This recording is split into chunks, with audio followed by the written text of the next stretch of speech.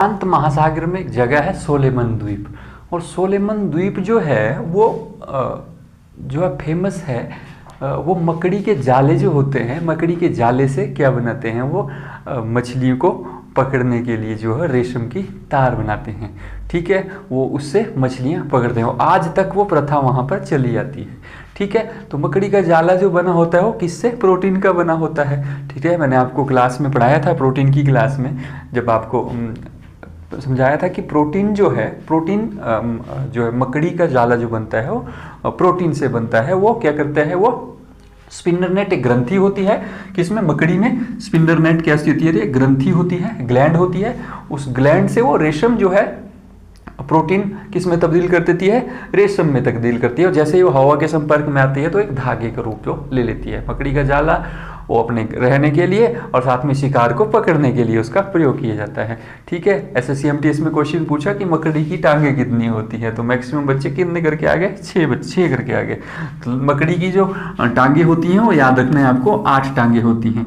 और छिपकली की तरह इस जैसे पूंछ कट जाती है, दोबारा आ जाती है, ठीक मकड़ी का भी ऐसा ही होता है। यदि उसकी टांगे या कुछ कट जाती हैं तो क्या होता है, ये दोबारा से उनमें अंग इनमें दोबारा आ जाता है दोबारा से। ठीक है, तो और कहाँ कहाँ होता है प्रोटीन मकड़ी के जाले का प्रयोग? तो द्वितीय विश्व युद्ध और प्रथम विश्व युद्ध में जितने भी गन्स थी, जो गन्स को साफ करने के लिए, ठीक है, उसमें साफ करने के लिए बोलने का मतलब कि जो है उसमें क्या करते हैं हम, लोकेट करते हैं। जैसे टारगेट लोकेट करना है तो 2 तारों के बीच में सेट करते हैं, उसको एडजस्ट करते हैं उस पतली वायर को। और वो किसके लिए होती है काम? रेशम का जो बिल्कुल जो तार लगेगी, ये जाला जो लगेगा वो बिल्कुल उसको सेट करने के लिए इसका प्रयोग किया जाता है मकड़ी के। और चिकित्सालयों में, हॉस्पिटल्स में जो है वो घाव को भरने के लिए मकड़ी के जाले में जो विटामिन होती है वो विटामिन के होती है।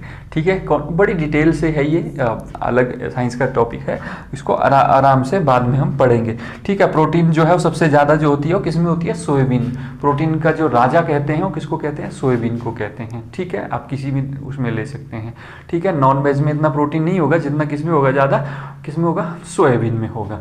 ठीक है, नॉन वेज में भी प्रोटीन होता है लेकिन कम होता है। सबसे ज़्यादा किसमें होगा जी? आपके पनीर में और या सोयाबीन में सबसे ज़्यादा। उसके बाद पनीर, इस तरीके से चीज़ों में जो है वो प्रोटीन जो है ज़्यादा होता है। और मैंने आपको समझाया था क्लास में प्रोटीन क्या होता है। तो प्रोटीन क्या होता है? जब हम कार्बोहाइड्रेट्स में नाइट्रोजन मिला देते हैं, दैट्स अ प्रोटीन। ठीक है, CHON, ये क्या होता है? प्रोटीन होता है। साइंस की भाषा में कार्बन, हाइड्रोजन, ऑक्सीजन और जो नाइट्रोजन जब जुड़ जाती है इसमें तो क्या बन जाता है? ये प्रोटीन बन जाता है। ठीक है, और प्रोटीन 1 ग्राम प्रोटीन में 4.3 किलो कैलोरी होती है। ठीक है, 4.3 किलो कैलोरी जो होती है वो किस में होती है? प्रोटीन में। 1 ग्राम प्रोटीन में होती है। और प्रोटीन कौन सा? नाइट्रोजन युक्त होता है। ठीक है, और मैंने आपको एक चीज़ और बताई थी इसमें कि दालों में, ठीक है, दालें जो होती हैं हमारे दालों में, एक दालों की जड़ों में राइबोजियम होता है। और राइबोजियम क्या करता है? नाइट्रोजन फिक्सर का काम करता है। ठीक है, तो नाइट्रोजन फिक्सर का काम करता है और उसमें क्या करता है वो? ठीक है, उसमें नाइट्रोजन जो है मिट्टी से लेकर दालों में डाल देता है। इसलिए सबसे ज़्यादा प्रोटीन किसमें होता है? दालों में जो प्रोटीन होता है। सोयाबीन ले लो, उड़द की दाल ले लो, कोई भी दाल ले लो, तो प्रोटीन उनमें जो होता है ज़्यादा होता है, क्योंकि नाइट्रोजन जो है राइबोजियम के चलके जो है वो किस में आता है? हाँ, फिक्सर, नाइट्रोजन फिक्सर।